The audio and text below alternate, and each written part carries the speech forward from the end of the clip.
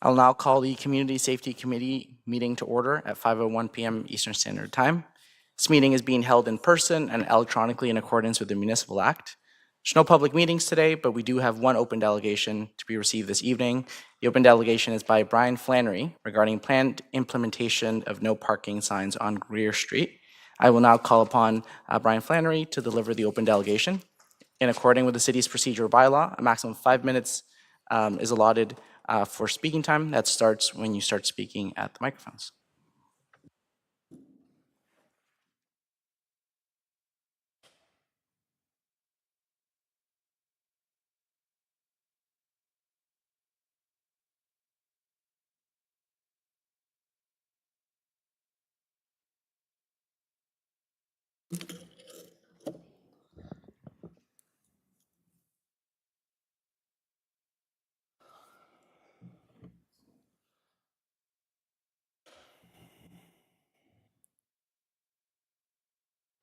Thank you, Mr. Flannery.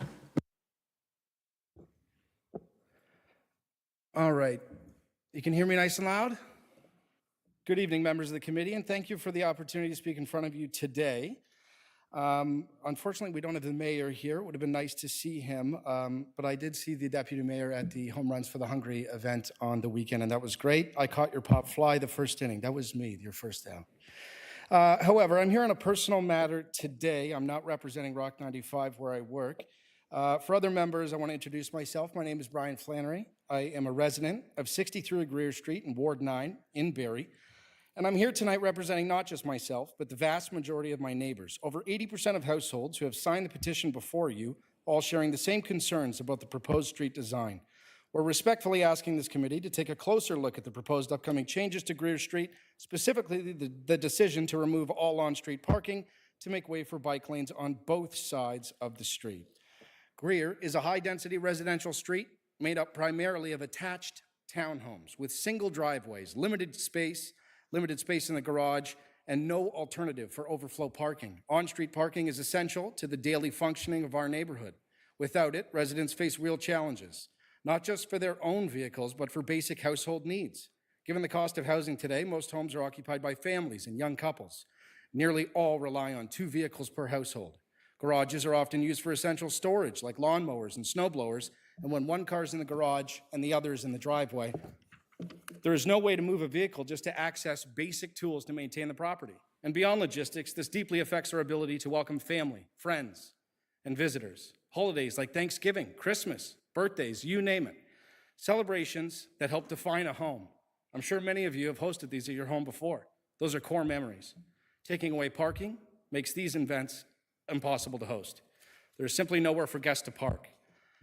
In my case, my parents are seniors. My father has a handicap parking permit. Under this plan, he is effectively being told he can no longer visit his child's home because there's nowhere for him to park. This is real life, and it's isolating, and it feels not only unfair, but ill-planned. Again, I want to stress this is not my personal concern. Over 80% of residents on Greer Street have signed the presented petition in agreement, and that kind of unity on a single issue speaks volumes. The broader concern here is how we arrived at this decision. In January of this year, Barrie City Council approved the formation of the Parking Advisory Ad Hoc Committee. This committee was created to review and modernize the city's on-street parking policies, including provisions for new developments. Yet, just 2 months later in March, Council approved Bylaw 2020-107, amending traffic regulations on Greer Street to remove on-street parking without any input from that very committee. This timing suggests that our voices weren't properly accounted for. When I speak for the people of Greer Street, we're not asking for special treatment. We're asking for a pause. Let the committee do its job. Let residents have a say. Let's make a decision that reflects the actual needs of the people who live here. According to the Development Planning Department, one of the primary reasons cited for removing on-street parking on Greer Street is the potential safety concern between cyclists and parked cars. I asked for specific data on this issue, assuming there must be a significant problem with a long list of accidents resulting from a design that was inclusive to both, and it was revealed that no such data exists. This raises a critical question. How can a decision that affects the daily lives of residents be based on an unproven assumption? I've learned that Greer Street is classified as a minor collector road and was provided a comparative example nearby Madeline Drive. And that's photo 1 and 2 in your booklet. Again, things don't quite add up. Greer Street is made up of higher density attached townhouses with much smaller lot frontages and driveways. Madeline is made up of detached homes with larger frontages and driveways. Many of these frontages can be double the size, garages that allow for at least 2 cars, driveways with parking for up to 4 or even 6 cars. When I asked how planning accounts for the higher density, as is present in Greer Street, I found out that the frontage sizes comply with R5 zoning. There was no explanation about how density impacts the need for on-street parking or changes to design considerations based on that density. How can a street made up of homes that have parking for up to 6 cars be given the same on-street parking considerations as a street made up of homes that have parking for up to 2 cars? That is simply inappropriate, and what I hope this committee will agree with, poor planning. Upon further conversations with the city planner overseeing this design, it was revealed that road classification within the City of Barrie at this time never factors in population density within a street. Never factors it in. This makes clear the road classification standards have been developed without all necessary factors being considered, and more importantly, that they need to be reviewed. It appears that a one-size-fits-all standard has been applied to a unique street without community consultation, despite the city's own commitment to review and modernize parking policies. I have here the notice I received on May 1st for the 30-day warning of the no parking policy being implemented. That's photo 3.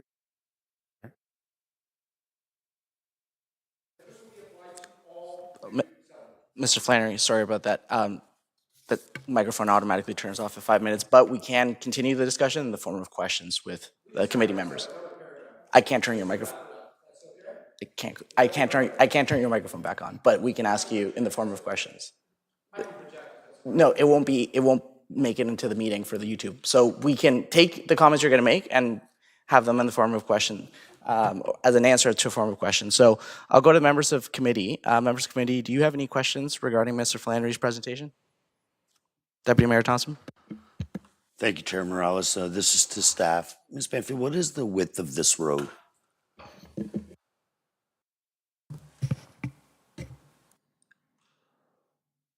Thank you for the question through you, Chair Morales, to the Deputy Mayor. It is a collector road, and I'm just trying to see here if it is popping up. It doesn't appear to be, but collector roads across the city really are intended to not have the on-street parking. And the collector roads, the intention is to move the traffic through the subdivision and have the local roads, and in this instance, there are local roads within walking distance of the properties on Greer Street.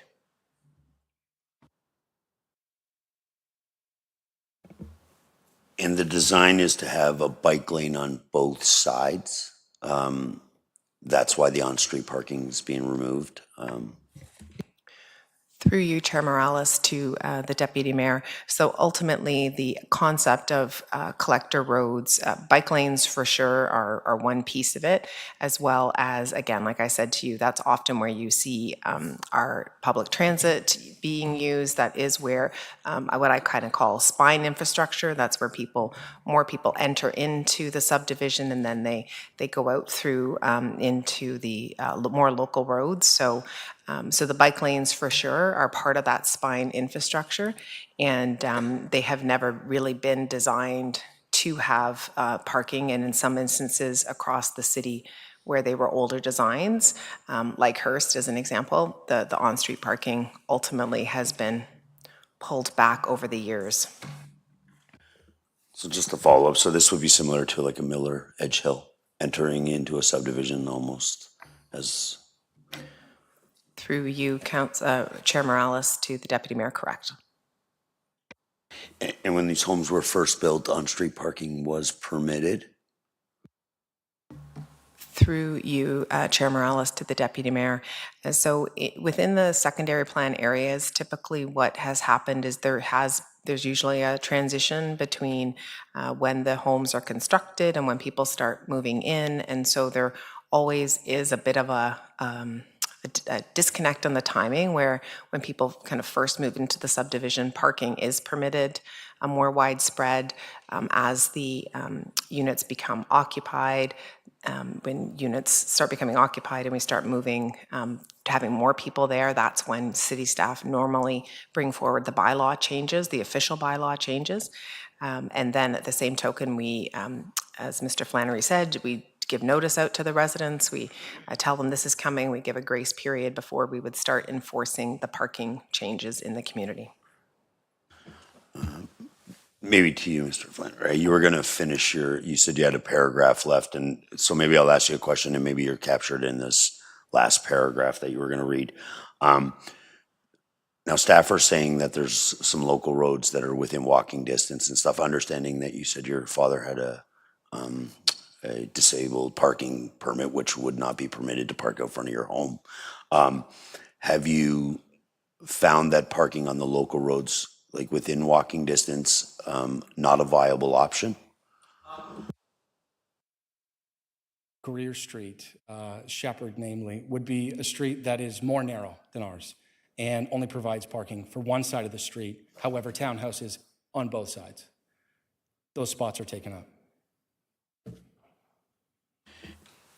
And understanding that, 90% of people use their garage for storage and stuff like that, and it's, sometimes, what are residents doing in the winter? And I know sometimes it's like we find that we have a parking issue in the summer, but miraculously everybody finds parking come winter time where.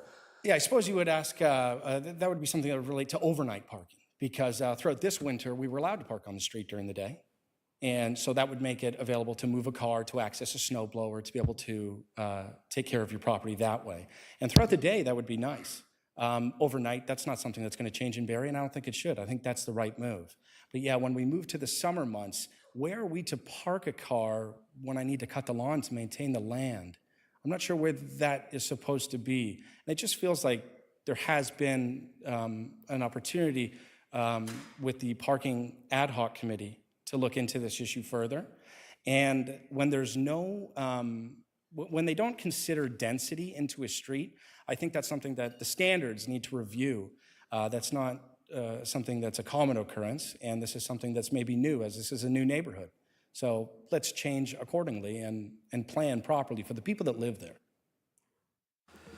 Thank you for that. I'll leave it there for now, and I'll think about your request to looking at it, but I'll let fellow members speak, and if they have any comment and stuff, and then I can always speak with the chair. Thank you, Deputy Mayor Thompson. Councillor Corser. Thank you. Through you, Chair, to Ms. Banfield. When were these houses built? When did they take occupancy? Do you know?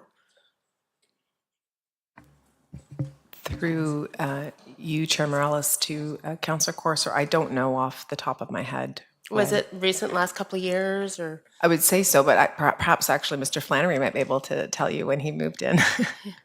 Yep, within the last few years, yes. But we still have construction, so it's a construction zone, Okay. which makes it all the more difficult.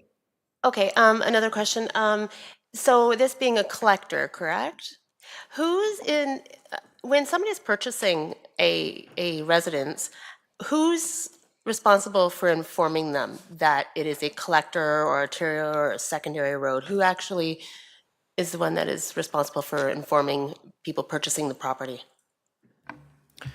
Through Chair Morales to Councillor Corser, through draft plan approval, their staff work with the builder. Typically, it's the builder, and we do what's called a community information plan, and that is intended to provide all sorts of information: where the nearest schools are, where there might be utility boxes, hydro poles, all those things that you could see in a resale, because you'd see the hydro pole there, but you can't see in a new build.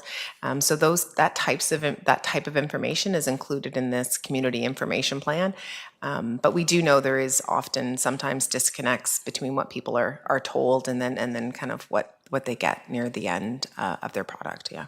So if I could follow up, so that would mean that it would be the responsibility of a real estate agent or the purchaser, the builder, whoever is selling the property, to inform residents or purchasers of the property what the street is being classified as? Through you, Chair Morales, to Councillor Corser.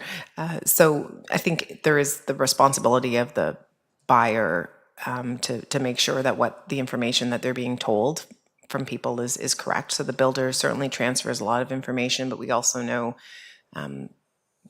building sales are often done by real estate agents, and then typically, if there's anything, lawyers take a look at things that are registered on title. So there are a lot of people involved in the process, but even what might be included in purchase and sale agreements or attached schedules still sometimes don't reflect the reality when the new resident moves into their home.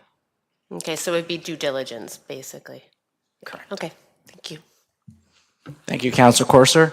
I'm going to jump in here and then go to non-members of committee.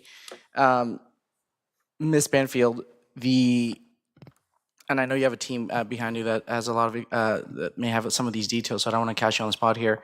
The policy that went into the road classification for Greer, and therefore related to that, the policy of the expectation of no parking, the policy to plan for no parking. My understanding is this policy was voted on, like finalized, roughly in 2016, 2017, because I know obviously this came up in the winter with some residents contacting me. You don't have to have the exact date or month, but could you just kind of give us a little bit of light on that? Certainly, Chair Morales. So a lot of the discussion we're talking about really came into play when the secondary plan areas, both Salem and Hewitts, were getting their ultimate planning approvals, land use approvals, and at that time there were considerations to alternate city standards than perhaps might have been existing in the existing City of Barrie. So your timeline is correct, like 2015, 2016, thereabouts, but it was about, the intention was a wholesale change to the way roads were classified and as I said, the parking and what the roads were to be used for and designed for in the secondary plan areas. And the reason I bring it up is, Mr. Flannery, I can not only do I sense a passion in your voice, and I don't want to project onto your emotions that you may or may not have, but I'll take what I receive, even if that wasn't it. I sense strong frustration, almost anger. And I've gotten that from other residents of strong frustration, almost anger, because this weird transition period that we have, where from when people move in, whether they purchase this home, and that's not an easy decision, or whether they got this rental, also not easy to get rental markets in this climate, and for them to have this amenity on city property, and then for it to have it taken away with what seems like little justification or not enough justification, it evokes an emotion, like someone is taking something away. I'm not trying to justify it. This is an extremely difficult one because that transition period that we have, where no parking restrictions aren't enforced upon the issuance of occupancy permits, versus what essentially was a housekeeping report in January, February, which every single one of them has always been approved because the policy codifies that. It was literally a technicality. Now, the signs going up first, without the bags before the policy, staff were made aware of that. That shouldn't have happened. If it gives you any peace, it happened on my own street that I live in, very far away. So this mistake has been learned upon and was brought up to staff. However, beside the timing of the signs, transition period specifically for new homes, my house has been around for decades, specifically for new homes, is problematic. And I'll kind of go in the form of a question to Ms. Banfield. Moving forward, is there a way to make that transition period almost non-existent for the very reason that I just described? Or is there a limitation there that prevents the city from, I guess, giving false hope and a false sense of benchmark for residents that then creates a feeling of taking something away? Through you, Chair Morales, thank you for the question. So going forward, a couple of things that staff, have been working with the development community on are actually having warning clauses identified in on title through the draft plan conditions to say, you really need to make sure that these are registered on title. Now, there still is that follow through where their lawyers still have to say, hey, do you know you can't do this? And to be fair, we can certainly install signs and enforce parking sooner in the new subdivisions. We absolutely can. I think the approach to have this bit more phased-in approach really was trying to have people come to the community, try to move in, and again, while there were construction still happening, the position of not enforcing immediately really was taken from the perspective of really trying to be more compassionate and trying to give people a little bit more time as they're moving in. But we certainly can enforce sooner. I think there's probably advantages and disadvantages to both, though. For sure. And then finally with this one, I totally agree with Mr. Flannery on something. There's a sense of a fairness argument. This was pretty big, and specifically because of what he identified in terms of, I can think of streets in Ward 9 that have similar density.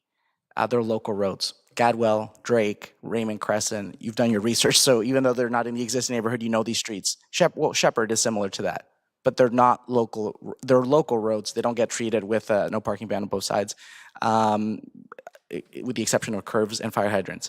So having this kind of density on roads with restrictions like this, I actually can't think, while it's similar to Ann Street North, Sunnydale, Livingston, Edge Hill, Grove Street, a couple of other ones around the city, this kind of density, it doesn't mean density is bad, it's just the continuous road town creates a pinch point. And we are right now kind of at a standstill with our zoning bylaw with what happens to the rest of the arterials. Developers are pushing back saying, let us build because clearly somebody bought your house, whether it was yourself or someone else. And I hope they watch this meeting because the passion in your voice, I didn't mean to characterize it anger, is that this is a real issue and they're pushing back saying the market shows that people are willing to buy it. And staff were pushing back, and jump in if I'm mischaracterizing it, going, we need to do it better because these homes fell in that 2016, 2017. Built form standards change a lot, not only in the traffic TA with staff, the guide, but basically the standards that are acceptable. I'll give you an example. I was all happy when Big Bay Point got finally widened in Ward 8 and Ward 9, and I got called out on Twitter years ago because I thought it was great for cyclists. And they're like, why didn't you do a grade separated bike lane? There's not many driveways on the north side of Big Bay. That was so short-sighted.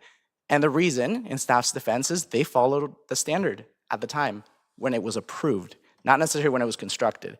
The standard designs were followed when this subdivision, Greer Street, was approved. A Greer Street cannot happen again, in my opinion. I'm not speaking for staff, because of this reality. And that doesn't mean no towns on something like this. It means rear loading towns. It means cluster, so it has kind of a common parking lot. It means or it means maybe diversity of density, where it's maybe semis and towns and maybe even a duplex here or there. So this one's frustrating because it got caught in that gap between acceptable design standards and expectations from community. And now the developer industry, and in their minds, are saying, let us continue doing what we did, and here you are. So from a pinch point argument and from a fairness argument, I don't usually just say, what do you think, staff? But Ms. Banfield, this was a unique situation. You've been involved in this a good amount, and I'm wondering if there's anything else you would like to say on the comments I just said, or clarify if I said anything wrong, and any even recommendation from you moving forward, not just in terms of streets in general moving forward, but specifically for the residents of Greer. Thank you for the question, Chair Morales, and you really did summarize, one of the biggest changes that the zoning bylaw was proposing and presented to council 6 weeks or so ago about not allowing driveways on collector roads and arterial roads. And you are correct, that is not popular. And the other piece is not even a matter of, even if, let's just say you wanted to suggest that you could park along Greer, the width of the townhouses, the width of the driveways, and the separation that you would need for on-street parking regardless, and the distance you'd need from each driveway makes on-street parking problematic as well. So it is, in terms of, the city perspective, staff's perspective is always going to be kind of following the hierarchy and the approach. Certainly if council wanted us to go away and look at some alternatives for Greer Street, we always follow council's direction for sure. But you're exactly right. You've hit all the key things on the head. It's a very live discussion. It's a lot of back and forth, and it's definitely not ideal. Perfect. And I think you touched on it. Just want councillors to hear it again. It's not very popular with the development industry right now. Essentially, this is an issue, and as it stands, I'm sure it could change in the next rendition, but staff are saying don't do this kind of mistake again. Either do rear loading or change your built form. And there's even pushback on the development industry as of now. Is that fair to say? Chair Morales, I think the piece is, again, not to necessarily say these are mistakes, but these are communities that that are now occupied, that were designed with the best of intentions, and that ultimately, as they have come to life, have identified some post-construction issues that are actually difficult to resolve after the fact. And so I think that's the bigger piece. And so going forward, correct, staff are suggesting maybe we look at different ways to allow development along these types of road structures. And correct, the development industry that have built these previously are like, we've done them before, we think they work, they are selling, people are happy with their homes, and we're trying to have that connection of people like Mr. Flannery that are living there. It is a challenge, and we hear that in a way different than the development community. So these are, as I said, very live discussions, and it is a challenge. But as I said, specifically respecting Greer Street, if council would like to give direction for staff to go away and potentially look at options, we certainly would follow council's direction on that. I appreciate it. And to other councillors, this might be a very Ward 9 thing right now, but this is ground zero on the zoning bylaw that's going to happen moving forward. That's going to affect Ward 7, Ward 10 mostly, but if we go north maybe, then the northern wards as well. So thank you for that. I just want to say one more thing. If there's anybody that's watching at home on YouTube or will be watching at home later, this isn't about the bike lane. Like, the city makes a wide road, and I have pushed back on staff for years on this. If you're gonna do, it's better for everybody. If you're not, then don't bother putting a line. Now, they're starting to do that, but the reason it was just the line was old building standards. It goes back to having that gap in 2019, 2020. A lot of things changed, and so Greer was designed to the old standards. My point being, this isn't about the bike lane. I don't want anyone thinking I'm going to lose my ability to live my life with my family and support my job because of a bike lane that no one uses. It's not about the bike lane. If there's no bike lane there, we would still be in the same situation. Clear. And very quick yes or no answer, Ms. Banfield. Would you say that's fair to say that it's not about the bike lane? I just want to be abundantly clear on this. Chair Morales, thank you for the question. And correct, it's not a single issue, and it's not about the bike lane. Okay, perfect. Now, that said, the fairness argument and the fact that this is really ground zero for a bigger thing, Mr. Flannery made a great point about the committee.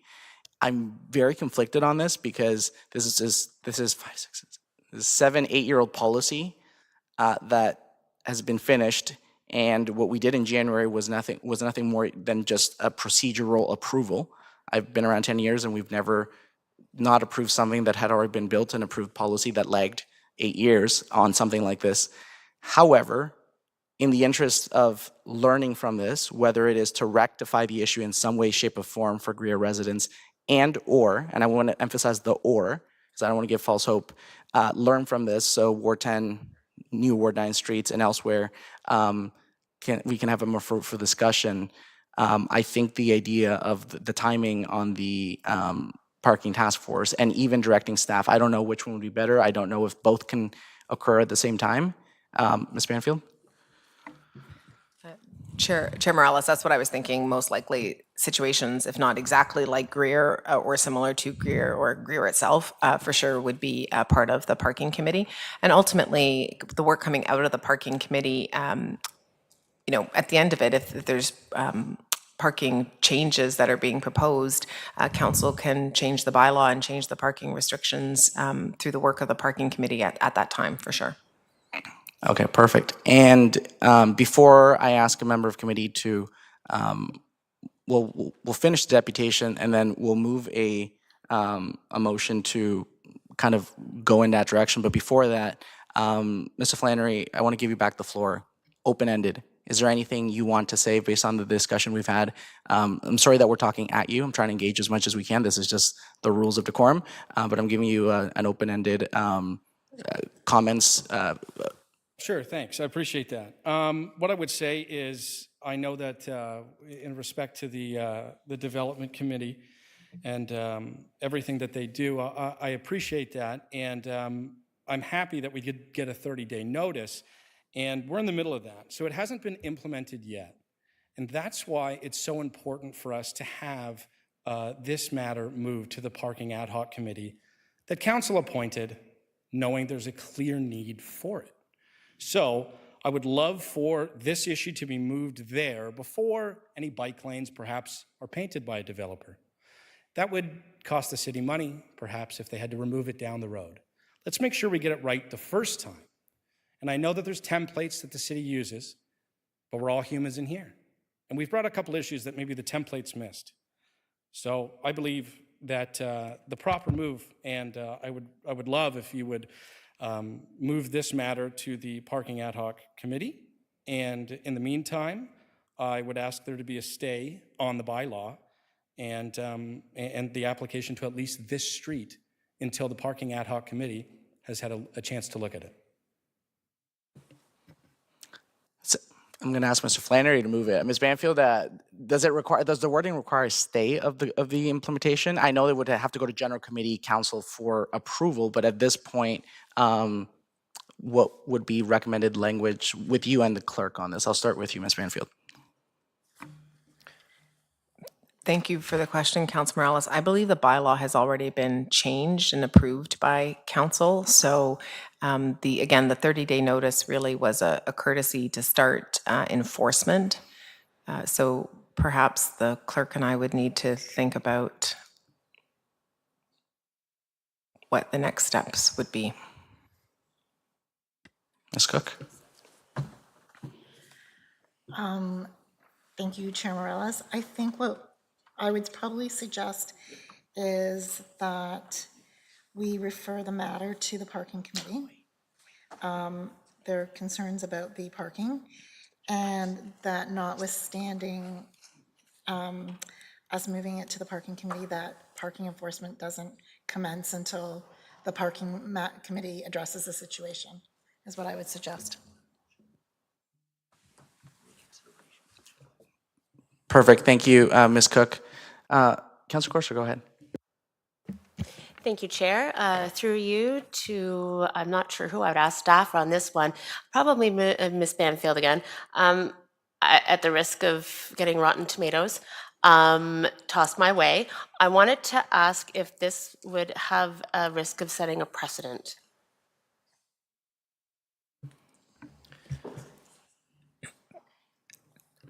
Thank you. Through Chair Morales, certainly, Councillor Corser, I would suggest that anytime parking restrictions are changed in communities across the city, and we do it for all sorts of different reasons around school zones, and really anytime any parking changes happen, they're not popular for the most part. So whether it's an actual precedent necessarily, but perhaps council would be pressured to consider more exceptions. Thank you. Thank you, Councilor Corser. We live in a world where, let's say, this parking prohibition was not upheld. Future streets would point to it as precedent, and future developers would point to it as a local exception. So that's a world we live in, unfortunately. Councilor Corser, as the vice chair of the committee, would you take the chair for a moment? And I'm going to move the motion that the clerk communicated. I've never gotten an 80 name petition from Ward 9. I usually joke to staff, not joke, but I comment to staff 80%. I usually comment to staff that Ward 9 is a pretty content, quiet ward. So when you start hearing about issues to that magnitude, that's a canary in the coal mine. So I know it's just symbolic, but if you, I think we've done it before, if you would like to take the chair momentarily.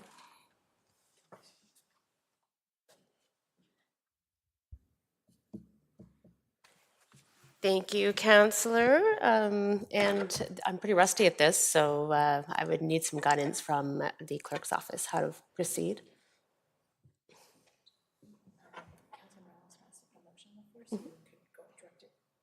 Okay. Okay. We're adjourned. No, I'm just kidding. Okay, so I will pass this along to Councillor Morales. Thank you, Acting Chair. Courser, I would like to put the motion as communicated by the clerk on the floor for consideration. Could you please read that again, Madam Clerk?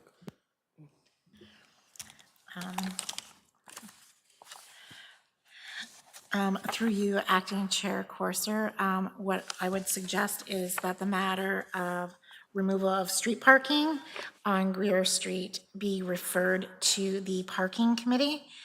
And the second part of that is that the installation of bike lanes and enforcement of parking on Greer be suspended, I guess, until the Parking Committee addresses the situation.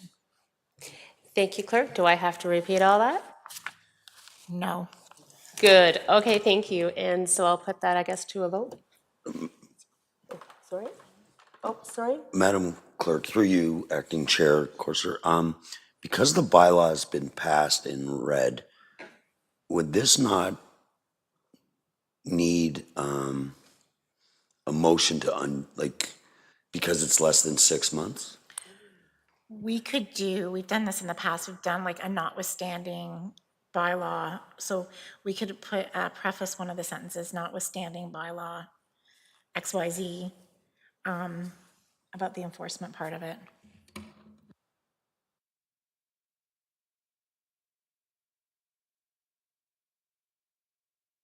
If I could make a comment, I'm not sure if I can make a comment right now with that on the floor. Okay, go ahead. Perfect. Thank you, Chair Courser. Okay, so it's on the floor, and I just want to make kind of closing comments to yourself, Mr. Flannery, and anybody you send the video to. It's going to be up on YouTube. They can watch at 1.25 speed. This is a unique one, and I'm sorry that you got caught in technicalities of policies at City Hall. This isn't just some bureaucratic reality that doesn't affect your day-to-day. This one uniquely affects everybody and the viability of the homes that they purchased or the homes that they're renting in, neither of which are easy to do or to get out of.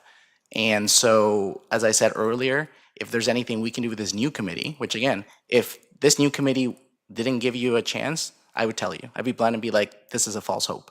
But it's a new committee, so I don't know. And that was really helpful for you to point out that opportunity. If there's anything that can be done, and specifically, I'll take a hint when I get one. Ms. Banfield said twice, if you would like to direct staff to look at alternatives or investigation. So I'll take a hint when I get one. And number two, so if there's anything we can do, we will do it. And with the support of council, because I need 5 more votes. And if there's nothing we can do, this is a learning opportunity moving forward. So I just want to be abundantly clear. I don't want people to have false hope on this. That's been my approach in Ward 9 issues all the time. So this might be a good learning experience for people moving forward. And again, if that's the case, I am sorry that the residents of Greer Street were the friendly fire and the parking casualties on to get to that policy. However, if there is something that can be done, believe me when I say that that will be a priority for this committee. So, thank you, Acting Chair Corser.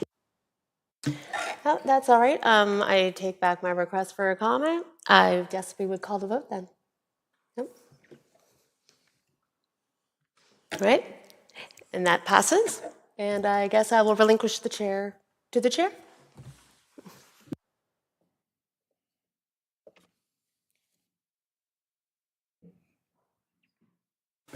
Thank you for your deputation, Mr. Flannery. So that has been approved. To give you a quick clarification, that now goes to General Committee, and then it goes up the food chain to Council. So it's basically second and third reading for it to get approved.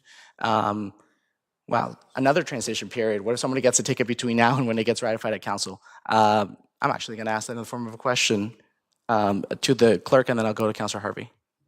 Ms. Cook, is this just another transition period? Through you, Chair Morales, if a parking ticket is issued before council approval, we would have to follow the bylaw. If somebody is issued a ticket, they also have the opportunity to complete the back of the ticket to take it to court if they would like. I can't guarantee, but I'm sure discretion will be used. So thank you for your time, Mr. Flannery. Thank you. Councillor Harvey, go ahead. Yeah, thank you, Chair Morales, and thank you, Mr. Flannery, for your presentation, or deputation, I should say. Because I've gone through the same thing in my ward in the Southwest, in Ward 7 with our new subdivision. And I'm just curious, through you to staff, because it does look like it's very similar makeup and probably width to Mayburn, where I ended up then working with you and your team to move the bike lanes to one side of the road to then permit parking on the other side of the road. Is that something that would work in this situation? Through Chair Morales to Councillor Harvey. So it was something that we could take a look at in terms of options for sure. Great, thank you. That's my only question. Thank you, Councillor Harvey. Councillor Harris, go ahead. Yeah, thank you, Chair Morales. I just had one question, just curious, on Greer Street with the density in the towns. Will part of the review, or has it been reviewed with regard to if parking is allowed, is temporarily allowed, if it becomes permanently allowed, recognition that how many of the frontages allow for parking vis-a-vis the distance between the car and the driveway. I have that experience with some neighborhoods where they don't like parking on the street. People complain about cars on the street because they impact driveways. Through you, Chair Morales, to Councillor Harris, you're exactly right. So in some instances where parking is permitted, there's impacts. In some cases where there isn't parking permitted, there are impacts. The driveway length is a very also hot topic in taking a look at the new zoning bylaw. So so you're 100% right. Not every situation works for every community and every road, but I think you've hit the nail on the head. Sometimes, regardless of whether parking is permitted or it isn't, or if there's sidewalks or there isn't, there's complexities with some of these design standards in such large quantities, in such large areas. Great, thank you. I think it's just for those who, even if it does become you can park on the street, there could be parking violations based on the distance between your car and the driveway that you're possibly impeding, and so you might get a ticket still on that street. So I think that's, because I know I have to deal with that a lot. Thank you. Thank you very much, Councillor Harris. Councillor Corson and then Councillor Rima. Thank you, Chair. Through you, Chair, to Ms. Banfield. If we're looking at taking this back to options for staff to look at, if there is not enough space between driveways to actually permit parking on one side of the road, and if it's a collector road, then I'm assuming that it would be a good amount of traffic. So the opposite side of the road might not be the safest either, I'm thinking, because, of course, I'll leave it to the experts, because of the possibility of crossing in an unsafe area. Through you, Chair Morales, to Councillor Corser, you're correct. In some cases, when staff have been asked to go back and look at particular situations, when you actually take into account what Councillor Harris was saying, where are the driveways, what are the separations, when you actually looked at making some of these wholesale changes, the amount of parking you actually got was actually quite minimal. Like in some cases, it was as low as 3 or 4 parking spaces, and there could be 50 homes in the area. And you're exactly right. Crossing across a collector simply to park is, again, one of the instances that council often are actually asked to correct and say, we should take off on-street parking here because of this. So again, I think everyone is hitting all these pieces, understanding it's a very complex situation. Thank you. Councillor Rima, and before I forget, Ms. Cook, would it be possible for the clerk's office to make sure Mr. Flannery knows the date and time of the parking committee meeting or ad hoc committee meeting? Yes, of course. Thank you. Thank you, Chair Morales. Also a question for Ms. Banfield. We've heard about Greer. Are there other streets, other situations like this, or is this a one-off? Through you, Chair Morales, to Councillor Reba, no, there are definitely other streets. It's not a one-off. There's a very Dunsmore-like situation, to put it into Ward 1 language. Deputy Mayor Thompson, go ahead. Thank you, Chair. This to Mr. Flannery. The first parking meeting is May 27th at 3 p.m. Perfect, thank you. Any other questions or comments? I'll just close with one thing, and I know I trust staff will look into this when looking at options. This doesn't mean density is bad on collector or terrace streets. There are cities that get it right. And here's the thing, this isn't about staff necessarily. This is about the market, the developers building types that work. Walk-up apartments, stacked towns, rear-loading towns. They work in KW, they work in Guelph, they work in Cambridge, they work in the York region, specifically Aurora, Richmond Hill, and Newmarket. They've been working for decades. They rarely get built. The only kind of example I can think of this is those towns in Councillor Negusi's ward off Ferndale and Arda. And I know because a friend of mine lives there, where they have a collective parking lot and you walk up to your up and down stacked units. So you can get density in the new fields without putting residents in a situation like this, or do rear loading towns. Guess what? They were done in Ward 9 by the GO station off Fairlane Avenue, Gateland. Some of those driveways are actually 3 car widths long, Councillor Harris, which is really innovative. Fairlane Avenue, yes, those are quite well done. Gateland, a little bit more issues because shorter driveways, but it is possible. And you know, maybe it's a lack of awareness of development standards outside the city. So I'm sure this investigation might also look into those examples because they have been around as far away as KW, Guelph, Cambridge, and as close as York region for decades now. So it should not be an awareness issue. I will now conclude there. We don't usually do the questions after the vote, but this is a different time here. There's one presentation on the agenda concerning traffic calming. That's interesting. And I would like to now call Jaime Garcia. Okay, see, you make me say one word in Spanish, so I'm going to say the other word in Spanish. That sound? Jaime Garcia. Colombian? Mexican, there you go. Jaime Garcia from CIMA Plus to the podium to deliver the presentation. Thank you very much.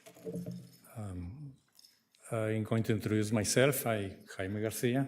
I work for CIMA Plus. We are a Canadian company with several years of experience on transportation planning and traffic safety. Personally, I'm proud to say that I'm being involved in traffic calming projects and policies, national and local level. I'm the proud developer of the TAG Traffic Calming Guide, second edition, City of Kingston Traffic Calming Policy, Town of Caledon Traffic Calming Guidelines, Town of Orangeville, and the last one that we have is Susan Marie. So what we are helping staff here on Barrie is to the update of the traffic calming policy, the 2011 version. The material that I'm going to present to you in the next 8 minutes, and I don't have the count here, so I hope that I'm going to have more time, is a summary of what we did with the staff, the main areas in which you are going to see an update of the existing traffic calming policy, especially the type of measures that the staff will be able to use and manage, as well as the potential steps and the implementation process to be conducted during this year round. So the agenda that I have for you today is what is traffic calming? This is important. Sometimes traffic calming for especially general public is a magic bullet that is going to solve all the problems. That is not. Traffic calming has specific elements and specific results. We are going to mention also what is the type of traffic calming measures that city staff will have at hand, how these measures are going to be implemented, and at the end we will have, I hope, half an hour for comments and questions. So, what is traffic calming? Traffic calming mainly is the installation of physical modifications that allows the road to come back to the original intention. Traffic calming means mostly change traffic behavior, meaning the behavior of the driver rather than the configuration of the road. For that reason, traffic calming requires a specific consideration regarding the vehicular traffic, speed levels, and also the driver behavior. This is most important in areas as the City of Barrie, in which they have rural and urban areas in which the behavior of the driver is totally different. So what is the objective of traffic calming? As mentioned before, traffic calming is not a magic bullet. The main objective of the traffic calming is to change the typology of the street in a way that the motorist, in this case the driver, will drive slower. That's the main purpose of a traffic calming. Of course, without affecting, and Fire Chief is here, that we are involved, the department since the beginning, without affecting the responses of the emergency services. So, what are the types of traffic calming measures that the staff will have for consideration in every single case? Traffic calming can be divided in the type of implementation regarding elements of pavement markings, visual treatments, change of roadway surface, change of the configuration and alignment of the roadway. The main difference of all of these, we are going to try to describe just very briefly. I don't want you to bother with tons of information at this time. Are based on our previous work for TAG. TAG identifies specifically some definitions regarding horizontal deflections. Horizontal deflection is a lateral shift in the travel pattern of the vehicles, meaning the intention of this type of devices is to, number one, advise the driver that the environment of the road change and that the speed needs to be changed in accordance. For example, a chicane modify the behavior along the road for the driver because the driver needs to shift one and back forward in order to maintain the speed along the corridor. Most of this works in the similar way. Called radius, change the speed at intersections. Lateral shifts change the speed between the devices. The speed kidney is a pet peeve of me. This is coming from Spain. I need to be honest, I haven't seen any of this implemented here in Ontario, but it's a nice one. The same way, the mini runabouts, don't be confused with a real runabout. Mini runabout is a device of small dimensions, generally allocated in the middle of the intersection in order to provoke a small deflection of the vehicular traffic, but it's not a runabout, it's not a signal, it's not an intersection. Finally, raised median island. In this case, the modification is to reduce the width of the pavement in order to reduce the speed of the driver. Similarly, TAG again identifies a vertical deflection, has a measure in which the vehicle is forced to go upward over in this case, an obstacle in order to reduce the speed, mostly because the discomfort generated by the device. Devices that can be considered as a vertical deflection, we have raised crosswalks, raised intersections, speed cautions, and speed hump tables. All of them operate in the same fashion. The design of these elements is developed by staff in order to reduce the speed. Again, some of them are very well known by you, especially the temporary ones. But in this case, for this particular presentation, we just have the examples of the permanent ones. Minor adjustments are elements that doesn't require modifications of the roadway or the implementation of different elements along the roadway. Mostly these are temporary in nature, and the intent is to modify the psychological behavior of the driver, meaning rather than reduce physically the speed, the intent is to provoke a change of the behavior during the presence of these devices. As you know, we will have in this case minor modifications coming from pavement markings that generates a modification of the driver, since the driver perceives that the road is narrow. Technically it's not, but it's a perception from the driver's perspective. Similar vertical center line generates these same modifications of the behavior, and also, of course, informational measures has, for example, on roads sign pavement markings and speed displays. Please don't confuse this with a speed radar.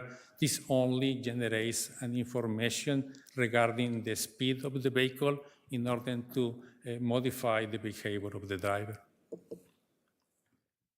Lastly, we have, as mentioned before, temporary speed cautions, and city staff asked me to include, for the reason we have a picture rather than a diagram, the median planter that is usually used here in Barrie.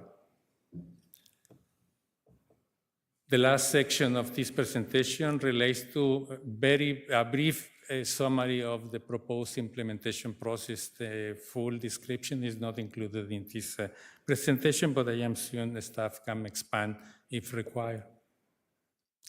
So now how we are going to, or in this case, staff is going to implement this process. Yeah, well, staff will have a specific installation criteria regarding where, when, and how this type of traffic calmings are going to be implemented.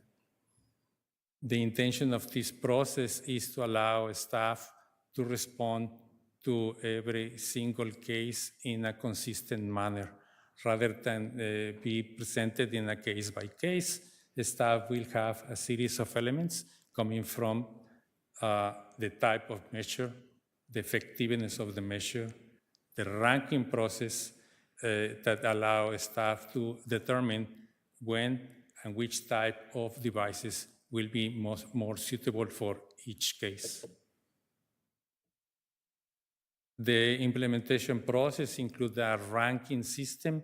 The ranking is there because the need to maintain a specific budget year by year. Although traffic calming is always a contentious issue for the general public, staff is aware that budget is not always openly available for every ward. And the intention of having the ranking is that it going to provide the staff with the opportunity to respond in an adequate way for, I hope, the most of the cases year by year. For that reason, the ranking also includes a system in which the scoring is allocated for each location during the year, and is going to allocate more points to elements that have not been responded in the previous year. In this case, staff is going to determine what are the locations more appropriate or more urgent. In this case, it's also based on urgency, in which the devices can be implemented in the next year.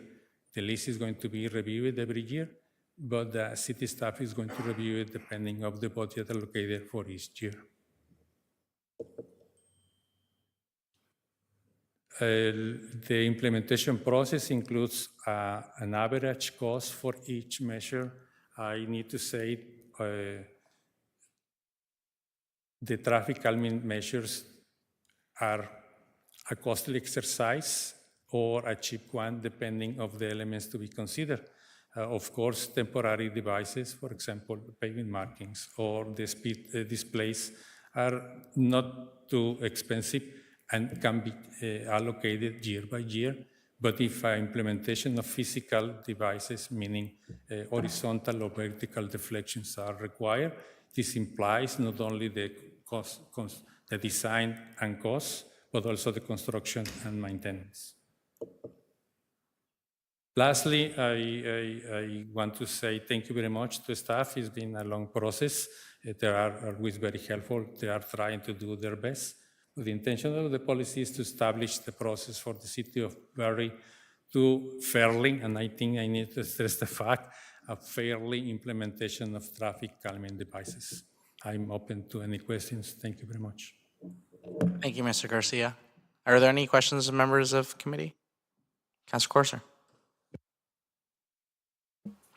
Thank you. Through you, Chair. I'm sorry, I did not catch your name. You can call me Jamie. I think it's super easy. I'm sorry? If you cannot say Jaime, I'm Jamie. I've been Jamie for the last 25 years. Oh, thank you for like taking pity on me. I'm very thank you. I appreciate that. I do have some questions, and they might be more directed to staff. Actually, I had a whole list of them. One question I had, I guess I would send this to I would believe through you, Chair, to Ms. Banfield. I did have a question of year over year, when we have the same streets, have the same temporary speed cushions, and that we speak with traffic services about, what point do we trigger something permanent on these roads, as opposed to when is it cost effective, and when is it just a better idea to put something permanent as opposed to just band-aiding every year? Through you, Chair Morales, to Councillor Corser. So ultimately, probably a couple of years ago, Council did put some operating dollars every year to permanent traffic calming measures, which staff did a couple of years ago, where we did take a couple of the temporary locations and actually put in permanent traffic cushions just for that reason. And then, we started kind of hearing about different options and different things to do other than just the speed cushions, if you will. And that's when we embarked on this work with SEMA Plus to see, maybe the speed cushions aren't the best alternative all the time.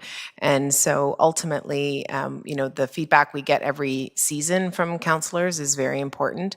But I think the important thing tonight, with Mr. Garcia's presentation, is we really wanted to expand that traffic calming toolbox for council, either permanently or temporarily. So, the idea, I think, ultimately is to move towards more permanent traffic calming measures in areas that we continue to hear the same type of feedback. But that doesn't necessarily mean that they have to be speed cushions. Yeah, thank you. And if I may, another question, actually, I was just going to say, slide 10 is my favorite. And I don't see a lot of that in our city, at least much in the north end. Just sliding back, for the chicanes, that would be very effective for roads that are older, wide open, like car-centric, back when they were building these roads in like the 50s. That would be really effective into a lot of areas in our city. And is this something that would be implemented on roads like Livingston West, or roads that would be, I guess they're considered secondary roads, but they're quite, they're traffic heavy and they're very wide? Through you, Chair Morales, to Councillor Corser, I think it could be almost used in any road situation. Obviously, it would be scaled. So if it was a wider road, the chicanes would go out further. If they were a little bit narrower roads, or they'd be staggered differently, I think probably most of these solutions could be scaled appropriately to the situation. All right, thank you. And is there any, for roads like Ann Street, which is an arterial road, but has 2 schools on it and lots of driveways back again when it was car-centric and they just didn't think of these things. What is the most effective, I know that it's a pretty generic question, but when you have a heavy traffic, wide arterial 4-lane road, like is there any suggestions for something like in that kind of space? Mr. Garcia. Through you, Chair, to Madam Councillor, traffic calming is not appropriate for arterial roads. for a number of reasons. However, there is an element identified as speed management in which other elements, mostly design, can be used in order to reduce the speed along arterials. But at the end of the day, an arterial road is, the objective is to allocate traffic at higher speeds. So it's a catch-22, but yeah, no, the traffic calming is collectors and local roads. However, staff can use speed management techniques in order to try to mitigate the negative effects of this type of roads. Thank you, because I'm a firm believer of design as opposed to police intervention on these sort of things. So it'd be really nice that there would be something that could be actually built in. But again, it's just one of those challenging things that was built in a time that wasn't so thoughtful about these kind of challenges. But I did have, I'll let it go to the rest of committee for now. Thank you, Councillor Corser. And very quickly, to your point about chicanes, you asked a question earlier about would a decision in Ward 9 affect precedent? Maybe not formally, but I'll give you an informal one. I've brought up chicanes before to staff in different unique situations of Ward 9, and I still get reference, and this happened more than once, at least 3 times, from staff. And there's not a bad thing, I'm just telling you, told one time we tried to implement chicanes in 2012, 2013 in Ward 9 on Raquel Street, and it was pushed back on by the councillor at the time and the residents. And I'm like, okay, and? Yeah, different location. And I don't blame staff. They did a report, they brought it forward, it was ripped up.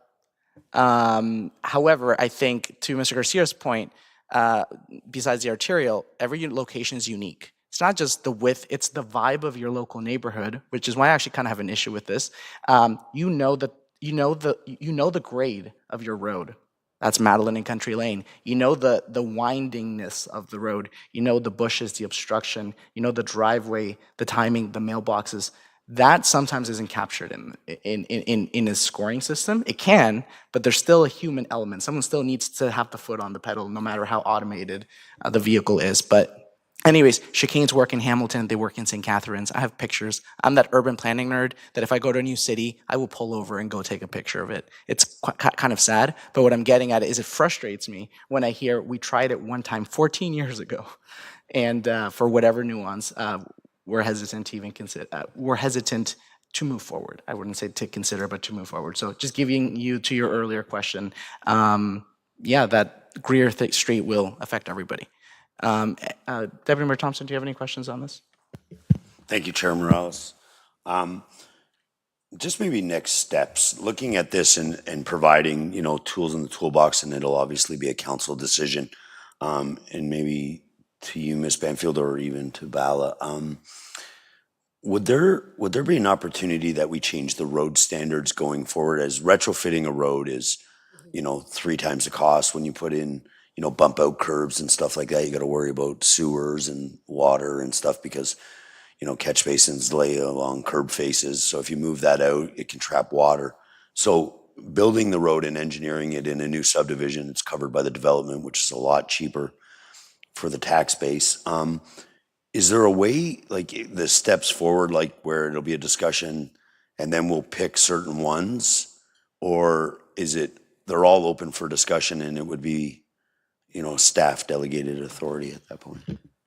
Through you, Chair Morales, to the Deputy Mayor. So new plans of subdivision to the greatest extent possible. The roads are being designed to control traffic speeds, because ultimately that's what traffic calming is to control, as Mr. Garcia said, driver behavior and speed.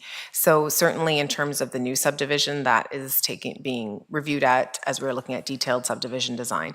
With respect to going forward with the traffic calming toolbox, as you will, Staff expect it would operate relatively similar to how it is now. If there's an area of concern that's brought to us through a counselor, staff would investigate and would continue to involve the ward counselor in the options, including the budget for the options and how effective they may be. And then as well, you move into the consultation with the community to let them know changes are happening, those sorts of things. So I don't necessarily think there'd be council necessarily would feel a change in what currently happens now and the dialogue that goes back and forth currently.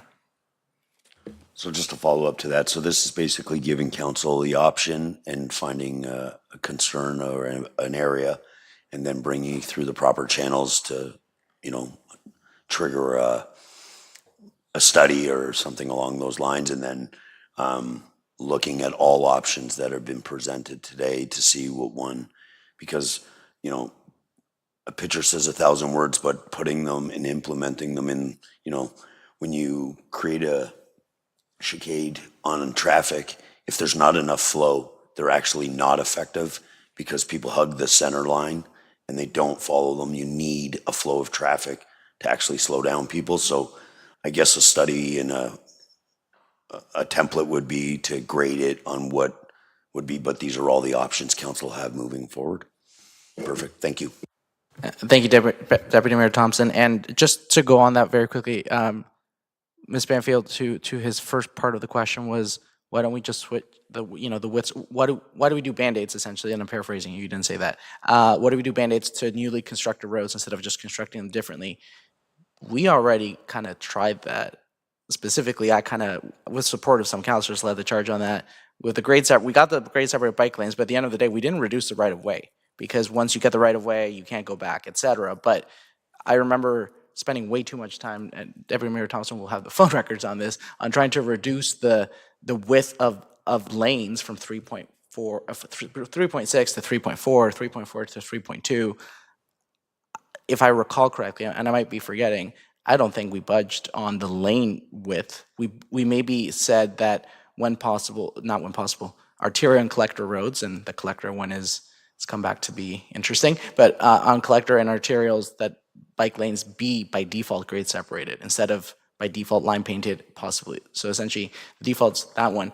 But is that my correct understanding? And previous conversations I had were with you, Bala, so either you two want to have the conversation, but I remember lane width didn't change. I didn't even try to touch intensification corridors. I don't believe I touched arterials, but I was going for that major collector neighborhood road. And a lot of it was the travel speed. And I think I even got some justification from the previous fire chief saying that even like the fire turning radiuses, which I looked at NFPA standards and that wasn't necessarily the case, but could you provide clarity if we did reduce lane widths in that? I don't know if this was an early 2024 or 2023 discussion. To you, Chair Morales, I don't recall the specific example, but it's fair to say that anytime we undertake a project, we follow design guidelines or standards that are available. And those guidelines would specify lane widths and various other features related to the roadway. Now, there is some flexibility there. It's not like a firm number. In some cases, there could be a range in relation to those guidelines. Does that answer your question? Kind of. It's just people who, in my experience, I'm not characterizing anyone specifically, when staff members are concerned about making the road not wide enough, they go, the TAC is the proverbial document that gets to be followed. But the TAC is not a mandate. The TAC is a guideline. And everyone kind of does the thing of like, well, if we follow the TAC, we can't get sued. If we follow the TAC, it is the standard. But the TAC is a very strongly suggested guideline that municipalities can adopt and be flexible. And what I mean by flexibility is we're talking a matter of 20 centimeters to 80 centimeters on any given road. We don't need more country lanes. We don't need more Loon Avenues. We don't need more Madelines. And I'm not referring to the people, I'm referring to the width of the travel lanes. We don't need, and I'm trying to think of, Grove Street's a little bit wide, but I'm trying to think of other examples in the city, and we've had these conversations before. I actually traveled on Prince William Way today, Councillor Hamilton. We don't need more Prince William Ways. What a mess. I'm never going to in your neighborhood. What an absolute mess. So to your question, yes, we always try to stick to the standard here, but Deputy Mayor Thompson's point is great. Well, then why don't we spend we shouldn't not focus on this, but why don't we spend a good amount of time on a presentation on why the TAC is so develops roads that are so overdeveloped in terms of being too wide, because then we're going to have to spend hundreds of thousands of dollars doing post-construction infrastructure to mitigate this. It already happened on Madeline South. And I was the councillor that rubber stamped those documents or was in the position when it came through my desk eventually. So, and we are going to run into the exact same situations on Madeline South between Shepherd and Phoenix. It's already happening, but we're following the guidelines. Nobody can get sued. So when do we have the discussion, as Deputy Mayor Thompson said, about over-engineering roads? Through you, or to you, Chair Morales, I think the TAC guidelines have a proper basis and are accepted by industry and are implemented, on a wide basis. I wouldn't necessarily characterize them as over-engineering. I think it provides guidance to the designer based on the type of road and the speed of road. And I think there is like an engineering basis for those. And this is why we use them, and we've got internal design guidelines and internal design standards that follow TAC guidelines, and in some cases we would customize those for our own roads. So we can't customize them with our own roads, Absolutely. depending on topography and situation. Absolutely. So when I say, and I'm not trying to make it a soundbite, we don't need more country lanes, we don't need Loon Avenues. These streets are extremely problematic. We approved on this budget over $100,000 to build a raised intersection at this reality. More Prince William Ways and Queens Ways. It goes on. And I almost feel for staff. And I mean like boot level staff, not director staff, in the sense of, imagine you're a staff member and you do a staff report that deviates from TAC in terms of like a road that is going to be constructed, and you make it not wide enough. And the logic is, well, let's make it a little bit wide. We could always throw bike lanes in. We could always bring out the curb. We could always do chicanes and do a traffic circle.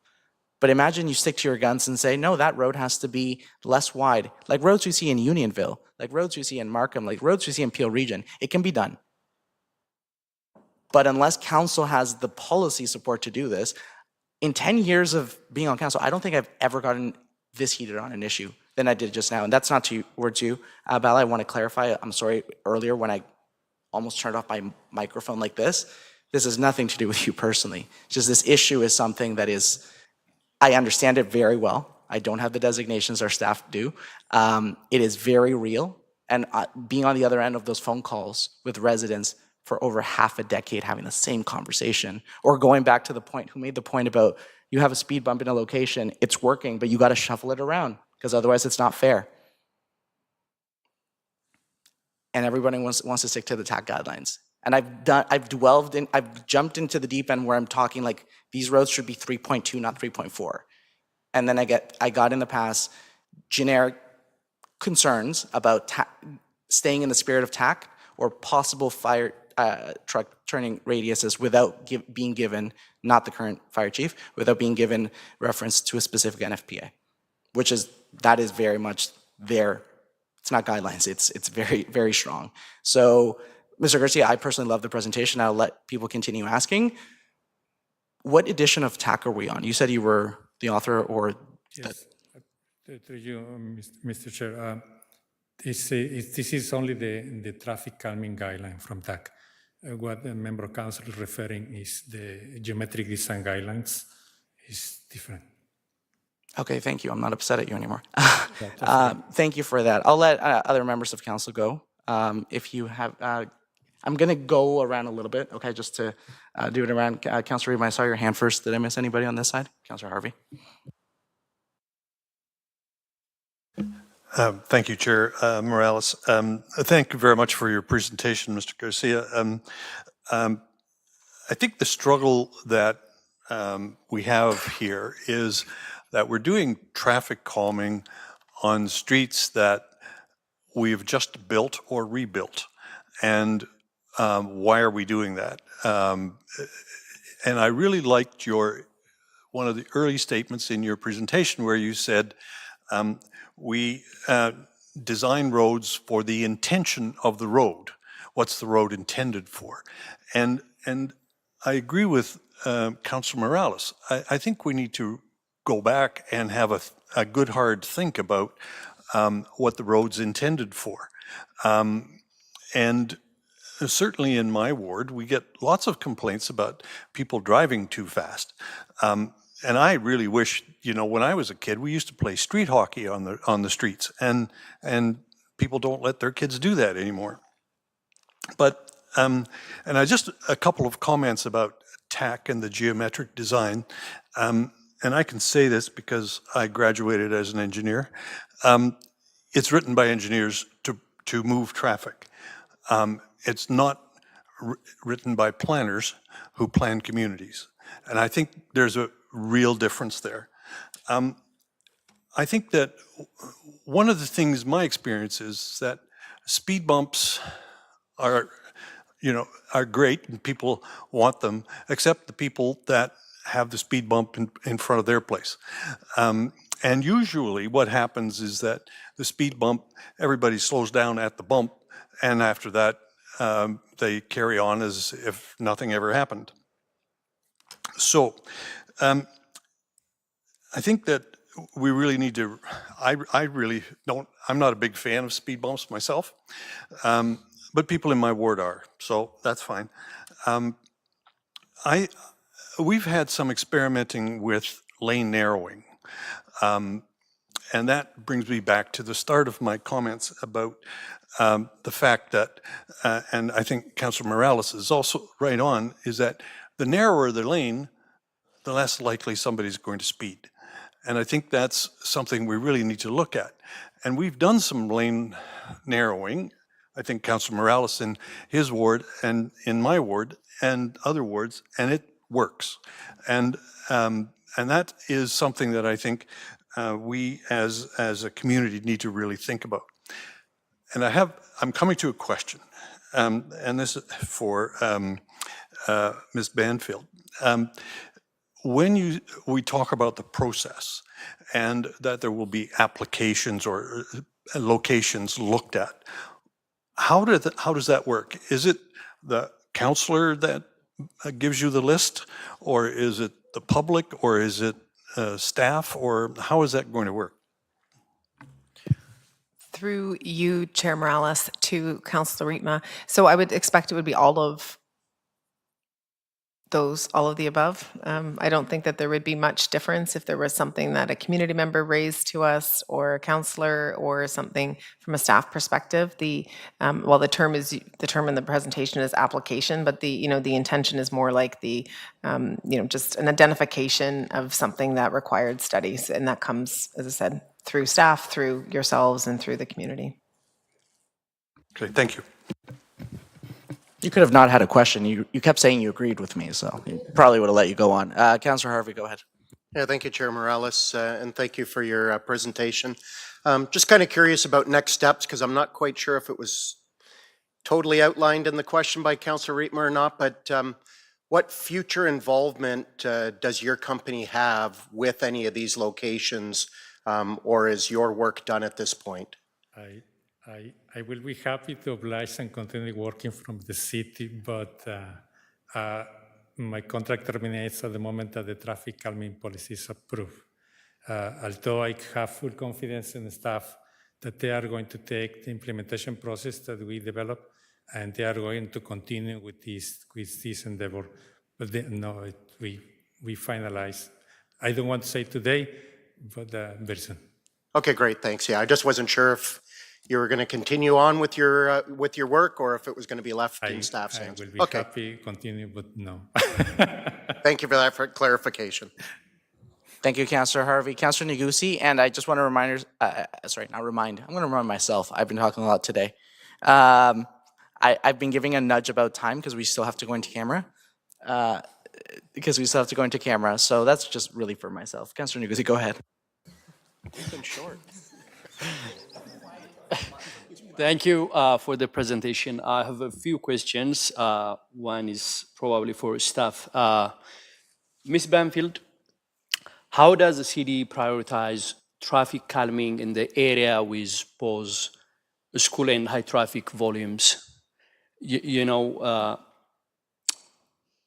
have Ferndale in Ward 6, which is really a major issue. And can you explain how the city balance safety concern with both traffic risk and vulnerable users?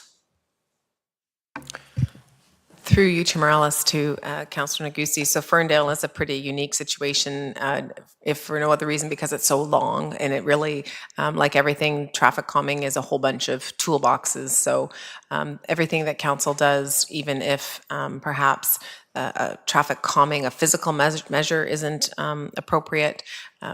Speed radar boards, we do work with our police. Decals on the road, we did that in front of Ferndale Woods Elementary School. Automated speed enforcement cameras in the community safety zones have also been used to try to change, again, as Mr. Garcia said, that driver behavior. So if I may, is there any standard timeline for evaluating for a measure's effectiveness after the speeding calm, installation? Through you, Chair Morales, to Councillor Negussi, collecting speed data and doing data observations whenever an area is asked for staff to take a look at, are a large part of that. So some of that is done, as I said, through the devices that will monitor speed, radar boards as well, and also, staff do go out there and watch how the streets operate. So that investigation part is going to be part of kind of every situation that we look at. And then if there are traffic calming or any sort of things that happen and change to respond to the street, then we do those same observations afterwards, keeping track of the speed data in the area, as well as, again, those in-person observations from our staff. Okay, thank you. Thank you, Councillor Negussi. Any other questions or comments on this? Councillor Corser, go ahead.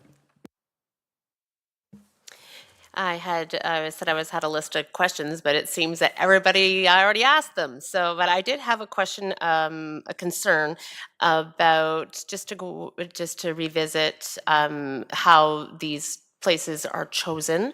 It does seem that a lot of times it's the greasy wheel, the squeaky wheel that gets the grease, and it's the phone calls to councillors that we follow up on with staff, with requests for speed bumps or traffic control or whatever it may be, calming issues. But I do notice that some of the lower socioeconomic areas don't make those phone calls. So I'm concerned about certain areas that may be overlooked because they do not know, maybe are not well aware, or maybe not as vocal as other areas are. That is there a way that how does staff figure out if it's not us coming to you or complaints from, is there any areas that if somebody doesn't complain, nothing's looked at? Through you, Chair Morales, to Councillor Corser. So our traffic team are actually out in the community a lot, and we work also very closely with Barrie Police. And so in addition, yes, there is a complaint-driven part to it. But again, the team are out there always looking at community safety zones, in particular different permits like right-of-way activity permits and other types of permits. There are staff inspecting in the field all the time. So they're definitely, and there's many times when, even when items are brought up to our attention, staff are well aware of kind of the issues across the municipality. So and there's often times that there's different ways the bylaws are set up that staff can act without coming to council anyway, and we do that all the time when we have the opportunity to do that. Okay, thank you. And I just wanted to say to Councillor Negussi, I've got the other end of Ferndale, so I can totally appreciate where you're coming from, which is a residential area, so very challenging. Thank you. Thank you, Councillor Corser. I'll just quickly wrap up by saying thank you for your presentation, Mr. Garcia. I'll be optimistic to my fellow councillors with my experiences I've had. When I've pushed with staff on some of these innovative ideas, if everybody will recall, I took a gamble on the planters, and they're great in the right locations. Yeah, right? The vertical center lines, Councillor Reitma, they're great. They're a cheaper planter, but sometimes a planter, it makes sense. The pavement markings where you slim down to staff, I didn't do this on Lockhart, great job. And, you know, we're seeing the on-road sign pavement markings, again, York Region. I'm not saying they invented it. That's just where I saw it first and brought it to staff, and it's getting done. Or they looked into it. And so I want to clarify, it's not a lack of willingness in my experience from staff. It's just we have to create, either show the interest, as Councillor Corser, you were saying, be the champion of the idea, and almost make them comfortable. I always say to staff, if it fails, it's on me, on something like this, because I know that the status quo isn't working. So almost in the form of a question, Ms. Banfield, is there anything we as a council could do to make staff, specifically traffic calming, not every single thing in the city, make staff feel more comfortable with taking innovative approaches that deviate from the level of innovation that's currently done? No, I'm not commenting good or bad on the current one, but sometimes more risk-taking is better. But I understand that balance of culture and, you know, the proverbial tearing up of a report back in 2012 or et cetera. I get that. All these things go into consideration either formally or subconsciously. Is there anything council can do to make staff feel more empowered and comfortable with traffic calming specifically? Through you, Councillor Morales, ultimately, not that you're not doing anything. No, like I think it's fine. Staff feel supported. I think we're always trying to think of solutions. My team would not want me to say not budget, like budget would help. I'm trying to, because these things all do cost money, and so there's that element as well. And I think you've pointed out some really good examples of things where we've tried things and tried and failed, or tried and not failed, and so I think we're in a good headspace from that perspective. Perfect. Okay, sounds good on that. Finally, just to finish comments for myself, I'm supportive of this kind of process. The ranking system, we kind of did that informally 8 years ago because we would follow the Ministry of Transportation's charts. I like the centralized one. Maybe if, I'm just spitballing here, maybe if we ended up even having a tab on buildingbarrie.ca where that's kind of the reporting tool. Like you do that for crime, but we do it on Building Barrie. Not to say residents can't email us, but it's a really centralized, efficient way of doing it. However, I don't support outsourcing this to the ranking system.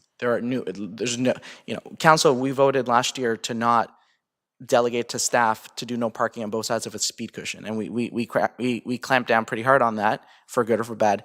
On something like this, I think this is really good to get it to the desks, because there are councillors like me that really will go down to 0.2 meters on a lane, and there's other councillors that have a lot going on in their wards, and man, am I lucky that that's not my ward. And so for something like this, they trust on staff. So I think it's a good balance, but I definitely think that it needs still needs a healthy amount of councillor involvement, intervention, and decision making. And I'm using my words tactfully there, and not just the ranking score said that. So maybe it's a policy that develops that it starts with the ranking system, but does the councillor have veto power? Is there a weighted to that? And then it goes to council. I think those conversations will happen at a later time. But Mr. Garcia, thank you so much for your presentation. Chair Morales, thank you very much. Thank you to all members of council. Thank you. There's no standing items or committee updates. We're just going to do reports of and no deferred or referred items. We're going to do reports of advisory committees. There's 2 advisory committee meetings to be received. Report of the Community Safety and Wellbeing Committee dated March 25th, 2025. The report of the Community Safety and Wellbeing Committee dated March 25th, 2025 be received. And 6.2, report of the Community Safety and Wellbeing meeting dated April 22nd, that the report of that meeting be received. Can I have someone put those on the floor to be received. So moved by Deputy Mayor Thompson. Any questions or comments? Seeing none, all those in favor, please indicate. Passes unanimously. And reports to committee. The memo from Mr. Datema, Director of Recreation and Culture Services, dated May 7th, 2025, regarding the Bright Futures Barrie Successful Applicants Program. Can somebody put the report on the floor that the memorandum from K. Datema dated April 30th, 2025 concerning the Bright Futures Grant successful applicants be received for information purposes? So moved. So moved by Deputy Mayor Thompson. Any questions or comments?